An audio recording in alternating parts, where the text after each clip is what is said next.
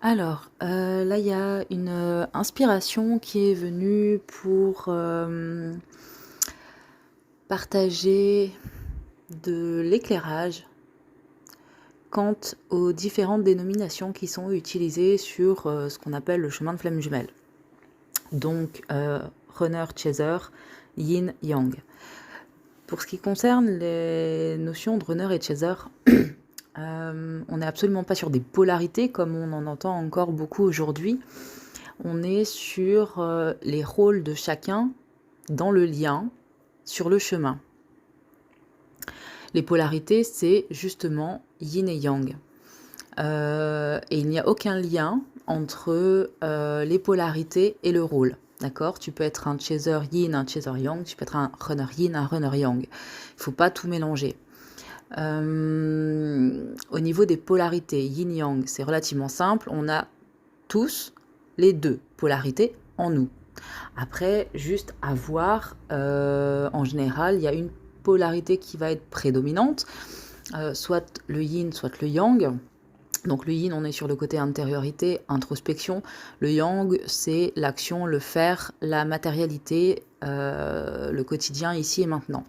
Donc, si tu as des facilités à partir en méditation, à partir dans l'astral, mais plus de difficultés à être dans le faire dans ton quotidien, c'est simple, tu as une prédominance yin, et donc il faut absolument réinsuffler de la vie à ton yang et privilégier cet aspect-là de toi pour rééquilibrer tes polarités.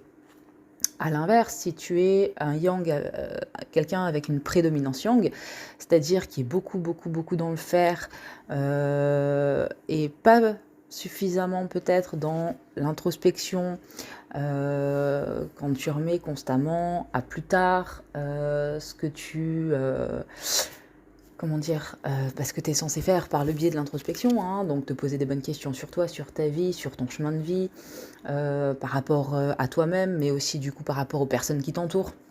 Voilà, justement, l'objectif, ça va être d'aller insuffler plus de vie à ton yin pour rééquilibrer les deux polarités à l'intérieur de toi. D'ailleurs, pour ce faire, j'ai une vidéo qui s'appelle expandre ses polarités ou quelque chose comme ça, où justement c'est une technique de soin énergétique qui permet de s'aider à rééquilibrer chacune de ces polarités. Voilà, ça c'était la partie, on va dire, facile. Ce qui peut être peut-être moins compréhensible, en tout cas de prime abord pour certains, ça va être au niveau des rôles, donc runner et chaser. En fait, si tu veux, au moment de la reconnexion avec ton autre, de toute façon, tu le sens, tu sais quand elle a eu lieu en fait. Même s'il y a eu des contacts avant, je veux dire, ce moment-là, tu sais quoi. Et bien, à ce moment-là, en général, c'est celui qui aura le rôle du runner qui te cherche ou qui t'a cherché.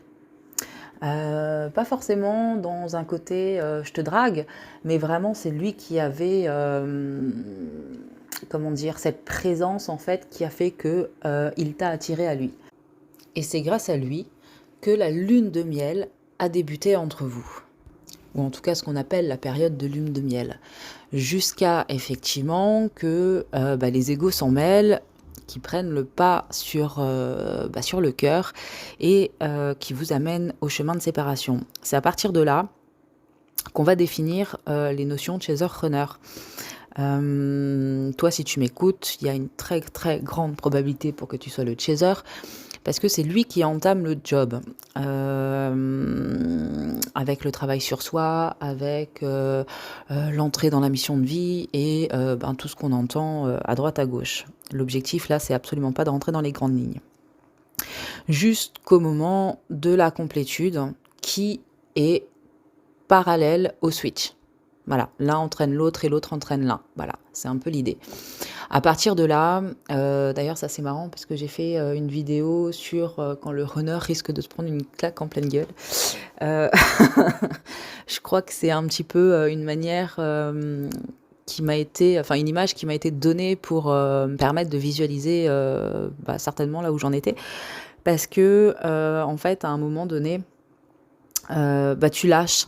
En fait, tu lâches tout et comme un élastique tendu, tu vois, l'autre qui est en face, bah, du coup, il va tout se prendre, en pleine face et en fait, c'est qu'à partir de ce moment-là que ton autre va commencer à éventuellement percevoir certaines choses. Les informations, les synchronicités, après tout dépend de sa carapace, s'il est déjà plus ou moins ouvert à l'énergétique ou à la spiritualité d'une manière générale. Ça évidemment, ça va être libre et surtout propre à chacun.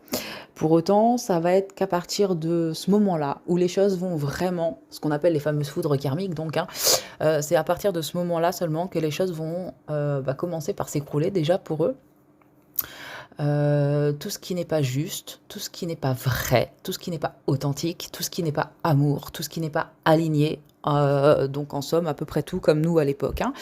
Et puis ben, du coup ça va être à leur tour. Voilà, de faire le job. Donc tous les chasers en ligne, bah, ça sert à rien de vous plaindre que l'autre il fait rien parce que c'est pas son rôle, d'accord? Son rôle c'est plutôt comme des balises, tu vois?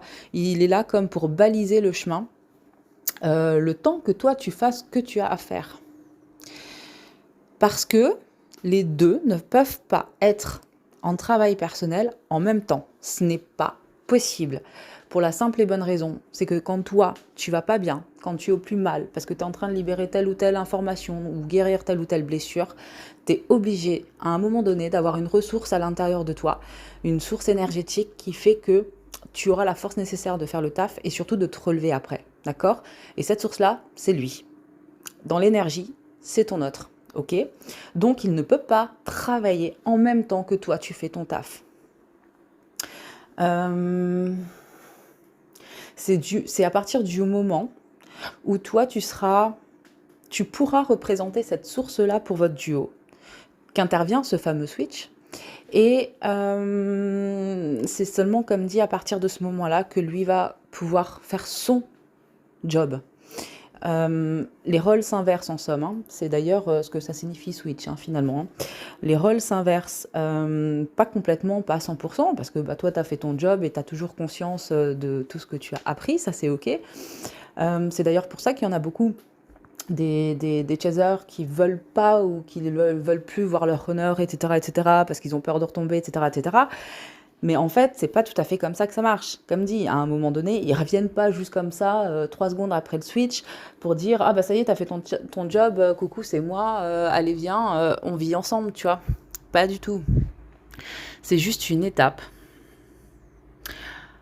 par laquelle il est nécessaire de passer, puisque à ce moment-là, c'est toi qui deviens la source énergétique du lien pour que lui puisse avoir l'énergie, la force nécessaire de faire le job, aussi bien dans la libération, la guérison, que la capacité de se relever après, comme nous à l'époque.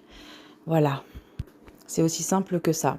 Et alors comme au moment de la lune de miel, ça va se repasser exactement de la même manière. Toi, chaser, tu seras bien, tu seras de nouveau dans ton quotidien comme à l'époque, tu t'attendras à rien comme à l'époque, tu seras juste dans ta vie, mais cette fois de manière authentique, alignée, vraie et à partir du cœur.